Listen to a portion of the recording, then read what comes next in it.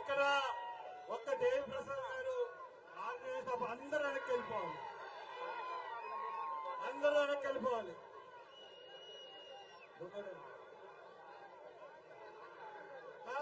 వెళ్ళిపోండి, ఇదంతా కిందది కాదు. నేను మాట్లాడాలో వద్దా?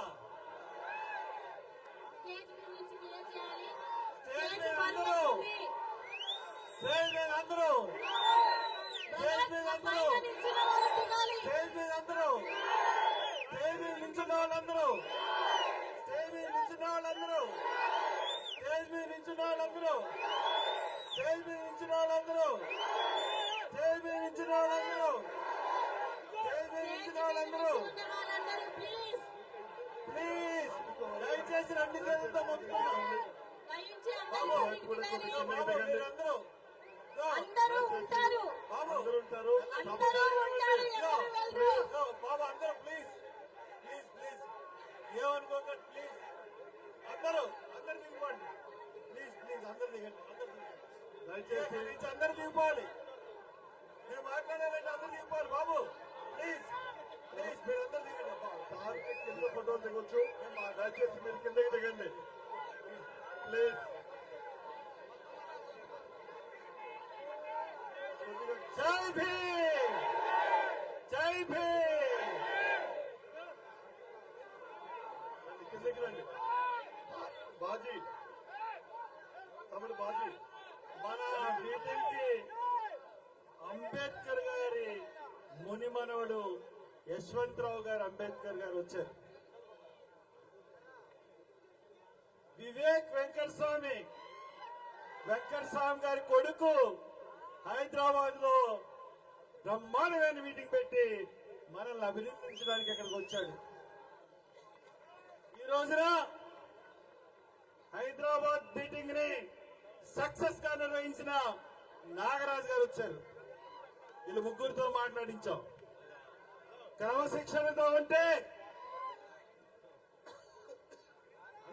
అందరూ మాట్లాడతారు. ఎందువల్లంటే నాతో సహచర ఎంపీ చేసిన జేడి శీలం గారు వచ్చారు.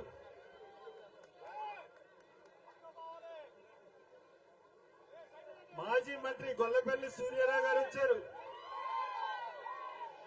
అలాగే గుంటూరు మున్సిపల్ జిల్లా పరిషత్ చైర్మన్ విజయలక్ష్మి గారు వచ్చారు.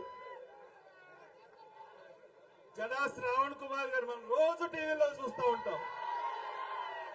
ఇలాగా పేరు పేరున ఈ రోజున ఈ సభ ఒక దిగ్విజయంగా జాయిన్ అయిందంటే ఎంతో మంది వ్యక్తుల కృషి.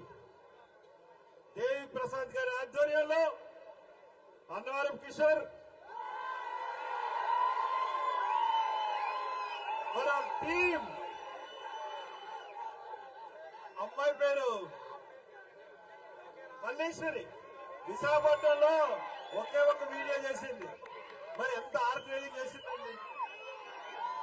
ఇక్కడ మన ఉప్పులేటి కల్పన గారు, మాజీ ఎమ్మెల్యే గారు, పదవిని తృణప్రాయంగా ఇచ్చి మారేసినటువంటి గొప్ప మహిళ. అలాగే ఇంకా ఇక్కడ మా సోదరుడు ఇంకా మాల జాతి గురించి తన జీవితాన్ని త్యాగం చేసిన మా సోదరుడు చెన్నై గారు, ఇంకా అంబేద్కర్ అంటే మాల మహాసంఘాన్ని, మాల మహానాన్ని పివి రావు సమకాలికులు, అంతకన్నా ముందే స్టార్ట్ చేసిన కేబీఆర్ గారు, ఎన్ఎడి పాల్ గారు, ఇలాగా మహామహులు అందరి పేర్లు చెప్పాలంటే టైం అయిపోతుంది. అందుకొచ్చే మొదలెడేస్తున్నాను డైరెక్ట్ గా స్పీచ్. బాబు చంద్రబాబు భయపడ్డారా?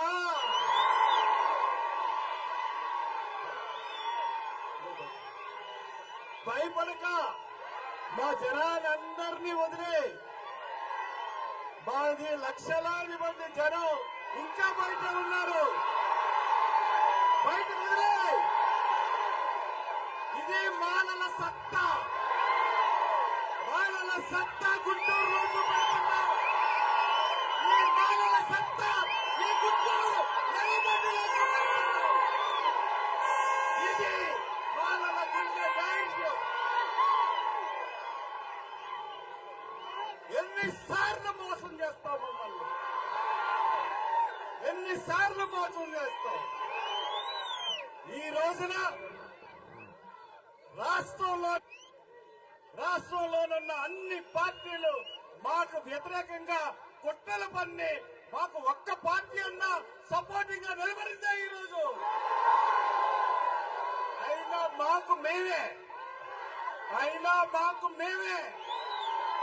ఈ రోజున మా సత్తా చూపెడుతున్నాం. మీరు బస్సులు ఇవ్వలేదు, టోల్గేట్ దగ్గర వెహికల్ ఆఫ్ చేశారు, అయినా సత్తా తగ్గలే. వచ్చాం, నీ అంతు చూడడానికి వచ్చాం.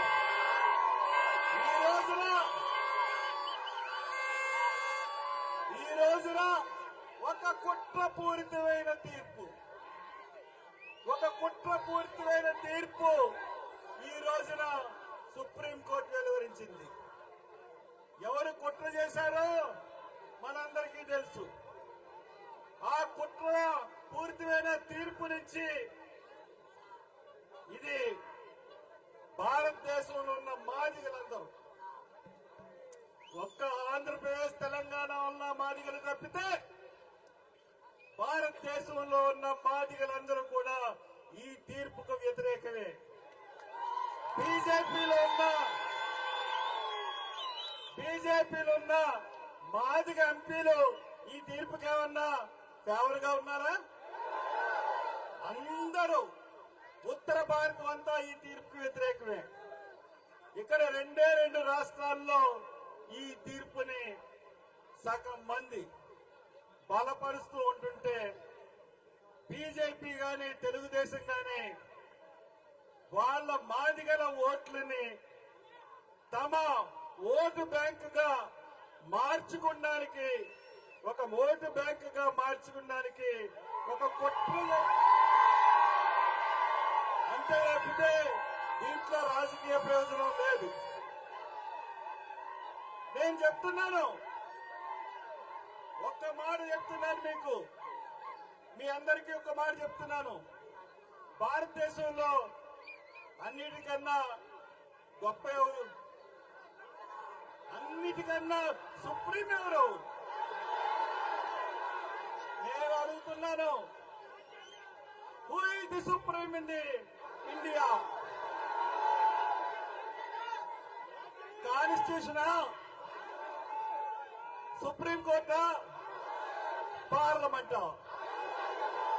కాన్స్టిట్యూషన్ ఇది సుప్రీం. కాన్స్టిట్యూషన్ మార్చాలంటే, కాన్స్టిట్యూషన్ లోని ఆర్టికల్ మార్చాలంటే, అది సుప్రీంకోర్టు తీర్పుగా వెలువరించాలంటే పార్లమెంట్ లో చట్ట సవరణ చేయాలి.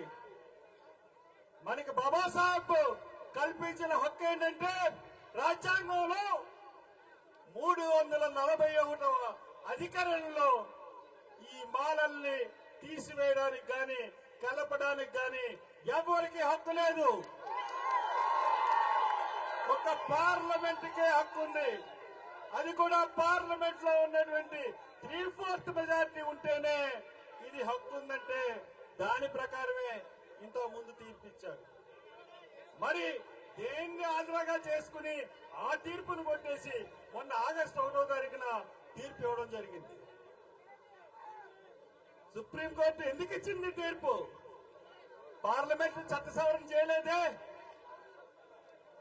పార్లమెంట్ ఏం చేసిందంటే ఈ తీర్పుని బైపాస్ చేసి, అంటే కేంద్రానికి పార్లమెంట్కి ఉన్న అధికారాలని బైపాస్ చేసి రాష్ట్రాలకు అడ్డగట్టింది. అది పుట్ర కాకపోతే ఇంకేంటి?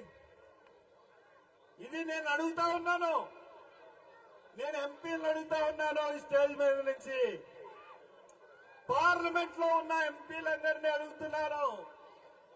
I'm begging, I'm asking on the MPs of the parliament, I'm asking of the MPs of the parliament, Who is the supreme? Parliament was the supreme, or Supreme Court was the supreme? Please, you deliver the decision on this. You please discuss.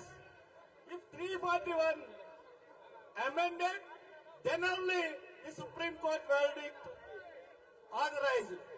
Otherwise, they will not. So, honorable members of the Parliament, please discuss 349, 341 in the Parliament. Then only this will be solved. Otherwise, automatically, in every issue, the Parliament powers taken by the Supreme Court. Not only this, everything will be taken parliament యొక్క హక్కుల్ని supreme court తీసేసుకుంటారు. దీని మీద కానీ మీరు మాట్లాడుకోకుండా discussion గా పెట్టుకున్నారైతే మీరు రాజ్యాంగం ప్రకారంగా తీర్పులు ఇవ్వాలి తప్పితే రాజ్యాంగాన్ని కాదని తీర్పులు ఎలాగ ఇవ్వగలరు? అన్నిటికన్నా అన్యాయం ఏ రకంగా జరుగుతుందంటే ఈ రోజున రిజర్వేషన్ గురించి, ఉద్యోగ రిజర్వేషన్ గురించి మాట్లాడుకుంటున్నాం మనం. ఒక్క నిమిషం సైలెంట్ గా ఉంటే సార్, 5 నిమిషాలు మొత్తం ఆంధ్రప్రదేశ్ లో ఎంప్లాయీస్ ప్రైవేట్ రంగంలోనూ లేదంటే ప్రభుత్వ రంగంలోనూ కలిపి 2.3 కోట్ల ఎంప్లాయీస్ ఉన్నారు. అదే మొత్తం ఇండియాలో ఎంప్లాయీస్ తీసుకున్నట్లయితే 64,33,00,000 మంది ఉన్నారు. అదే ఎస్సీ ఎంపీలు మనం ఎస్సీ ఎంప్లాయీస్ మనం చూసుకున్నట్లయితే ఆంధ్రప్రదేశ్ లో 5.5 లక్షలు ఉన్నారు. అదే ఇండియాలో చూసుకున్నట్లయితే 43.64 లక్షలు ఉన్నారు. ఇది 25% కన్నా తక్కువ. ఎంప్లాయ్మెంట్ లో 25% కంటే తక్కువ మనం ఉన్నాం. మనం ఈ రిజర్వేషన్ లో మనం కొట్లాడుకున్న శాతం ఎంతో తెలుసా? సుప్రీం దేశంలో 2.71 గురించి ఈ వర్గీకరణ మనకు కావాలా? లేకపోతే రాష్ట్రంలో 68 లక్షల ఉద్యోగాలే మరి ఈ రోజున అవుతా ఉన్నాయి. దాని గురించి కావాలా? దీని గురించా? అందుకనే మాదిగ సోదరులారా, నిజాలు తెలుసుకోండి. ఈ చెప్తున్న లెక్కలన్నీ నా లెక్కలు కాదు, ఇది ప్రభుత్వ లెక్కలు. ప్రభుత్వ లెక్కల్లో మనం చూసుకుంటే మనకి ఇచ్చే ఉద్యోగాలన్నీ ప్రైవేట్ సెక్టర్ లోనే ఉన్నాయి.